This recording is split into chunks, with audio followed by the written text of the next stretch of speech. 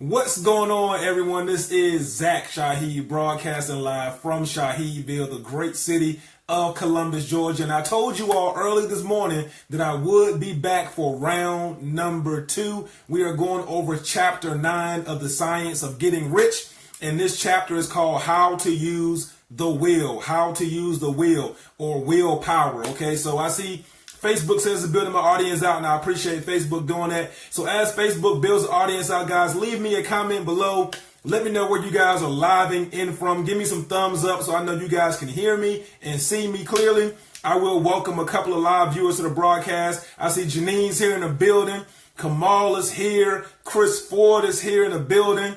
Who else? Prasanna's here in the building. Dee Dee's here. Yes. Bernita's here. What's going on, family? Yes. Welcome. Opman is here. What's going on? Welcome. So guys, as you pop in again, leave me a comment, just say hello. Also, please make sure you share the broadcast so we can give other people some value. Once you share the broadcast, just type in shared in the comment stream so I can go back after the broadcast, shout you guys out, leave your little comment. Appreciate you guys, sharing everything. What's up, Lee? Lee is here. Joyce is here. All right, guys, today is chapter number 9. Chapter number 9 of the science of getting rich, how to use will. How to use will. Thank you, Joyce, for sharing the broadcast. Guys, if you have not started to read this book, I'm telling you, so many people have been impacted, by this book, So many people have been sending me messages saying, thank you, Zach, for sharing this book with us. And I'm just appreciative that my mentor shared the book with me. So if you guys have not made a decision to read this book yet, I highly recommend you go to Dominate Social Media, go to facebook.com/groups/Dominate Social Media, and make sure that you download the book. What's up, Desiree? Desiree's here. My cousin Cape in the building. What's going on, cuzzo? Welcome. All right, so get the book, guys. Play catch up. Go back and watch all of my previous videos on the science of getting rich. Because, guys, I don't care what industry you're in. I don't care what level of success you're trying to hit, or you may be even trying to be rich. So if that is you, guys, you need to read this book and really implement everything that is in this book, that this book is teaching us, guys. I'm telling you, it will impact your life in a positive way. What's up, C. Tora Young? Ottman, thanks for sharing. Thank you for sharing it out. All right, so let's jump right into this, guys. Let's jump right into today's chapter, which is how to use the will, How to use the will, which is willpower, Willpower.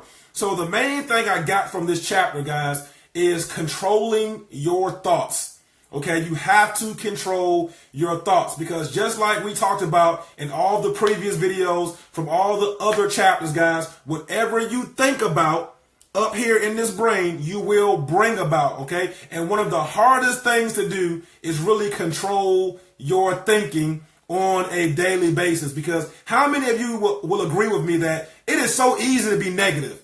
It is the easiest thing in the world to be negative, right? Especially when things are not going your way. When things are not going your way, it is so easy to be negative. Guys, just think about this as an example, right? Say you wake up tomorrow morning and the first thing you do after you get out the bed is you hit your toe on the side of your bed, right? If you hit your toe on the side of your bed, you're going to be like, because it's pain, right? You're going to feel that pain. And then for the rest of your day, the rest of your day is just jacked up because you started your day, by hitting your toe and feeling pain. So guys, it's so easy to be negative because once that happens, you can frustrate yourself for the rest of the day. But guys, if you change your mindset, and that does happen early in the morning, and you say to yourself, you know what? It happened. I'm not going to let it control me for the rest of the day. The rest of the day is going to get better and better. The rest of the day is going to get better and better. But if you let that one negative thing impact you, your entire day can be jacked up. So it's really easy, guys, to be negative, especially when things are not going your way. But in this chapter, he talks about the only way you can control willpower, the only way you can force your willpower onto the formless substance to bring you the things that you want is that you have to control your thoughts. You have to think in a certain way. When things look negative, You got to start thinking about all the positive, okay? You have to think about all the positive that's going to come your way. Because remember, whatever you think about, you bring about. So if all you do is go throughout your day thinking about negative, guess what the universe is going to bring you? Negative stuff. But if you make it a conscious decision to guard your thoughts, guys, then when you guard your thoughts, you will also guard your words. Because once you think it and speak it, you are causing it to happen. So you have to make a decision every single day that you are going to guard your thoughts, okay? No matter what negative is going on around you, you have to make sure that everything you put up here, okay, is holding an image of what you want and not holding an image of the things you do not want. Okay, if this is making sense so far, guys, type in the number 1 in the comment stream and give me some thumbs up. Okay, you have to hold in your mind all the things you do want, and you cannot think about the things you do not want. Okay, so now that being said, guys, he says in this book, in this chapter, that you cannot surround yourself with negative thinking people. You cannot surround yourself with negative thinking images. You cannot surround yourself with poverty. He stresses that a lot. He says if you want to be rich, you cannot surround yourself with poverty. He said because when you do, all it's going to cause you to do is think more about poverty, and by that happening, you will bring more poverty towards you. Now, that being said, guys, you don't want to be naive and say, you know what, there is no poverty, there is no negative in the world. You definitely don't want to be naive about that stuff, right? Because listen, there is poverty in the world. There are negative people in the world. There are negative things that go on in the world all the time. And like Yolanda said, change your circle, right? There are negative things that go on all the time. But what he is saying in this chapter is you do not have to think about them. Okay, you do not have to let somebody else impose their limiting beliefs on your mind. You do not have to let somebody else put their negative thoughts into your mind. So like Yolanda said, change your circle. Turn off the TV. This is one of the reasons why, guys, I don't watch the news. I don't watch it. I can care less what's going on the news, because as soon as you turn on the news, all you're going to hear is somebody died, somebody got robbed, the Taliban is taking over again, ISIS is about to blow up something, President Trump is doing this. It's a whole bunch of negative as soon as you turn on the TV. And I'm just like, I am not going to let, the media influence my mindset on a daily basis. Not me. Now, again, that doesn't mean you should be naive on what's going on in the world, but as a person that controls your thoughts, okay, all of your thoughts should be forming on how you can create something that will solve the problem. Okay, that's what he's talking about in this chapter, guys. He said all of your thoughts should be focused on how you will solve the problem. Okay, and the way that we can solve most of the problems is by becoming rich. Okay, he said if you become rich, guess what? You can help out more poor people. Okay, if you become rich, you can give more in charity. If you become rich, you are not going to think about poverty on a regular basis because you have enough and you don't worry about it. So he said the best thing you can do for yourself is become rich so you can help other people solve the problems in their situations. Okay, so again, don't let this stuff get in your mindset, guys. It is your job on a regular basis to make sure you are using your creative mind to solve problems, and you hold thoughts in your mind that's going to bring everything you want to you. All right, so the next thing I got from this chapter, guys, is become the evidence. Okay, become the evidence. So we talked about in previous videos how if one person can achieve something, then that person has already proven, that person is already the evidence, right? So now it is on you to become the evidence, right? Somebody is waiting on you to become successful. Somebody is waiting on you to become rich. Okay, you have to become the evidence for somebody. Somebody is waiting to hear your story of how you overcame. Okay, how you eliminated your limiting beliefs. Guys, somebody is waiting on you to give them hope. Somebody's out there. Somebody's out there waiting on your message to give them hope. They are looking for you to be the evidence. Now ask yourself, are you going to be the evidence, or are you going to be the person that sits back and because you can't control your thoughts, you don't go out there and make things happen for you the way it should happen for you? Guys, somebody needs you to be the evidence. Okay, and now that you know the principles of this book, guys, will work for you as long as you think in a certain way, as long as you speak in a certain way, as long as you take actions in a certain way. Guys, it is no longer an excuse. It is now your job to become the evidence. Okay, become the evidence. Next thing I got, guys, where is your attention? Where is your attention? Because some of us have not become successful yet. Some of us have not become rich yet because our attention is all over the place. All over the place, okay? You so scatterbrained, you can't just focus on one thing, okay? And you're just so all over the place. Every new shiny object that jumps up, you're jumping to it. And guys, you have to say, where is my attention? Where is my thoughts going? Where am I plugging my thoughts? Okay. You have to, guys, put the mental image in your mind and you focus on it until you get it. Bottom line, you focus on it until you get it. So where is your attention? Are the things you say you want, do you really want them bad enough? Because if you want them bad enough, every single day you will think about them. Every single day, your thoughts will cause you to speak, and your tongue will cause you to take actions towards the things you want. But guys, you got to hold that thought up here every single day. So where is your attention? Last thing, guys, I got from this chapter here, there is power in association. Okay? There is power in association. So he talks about, again, in this chapter, how you cannot surround yourself with poverty. You cannot surround yourself with people who are going to cause you to think about poverty.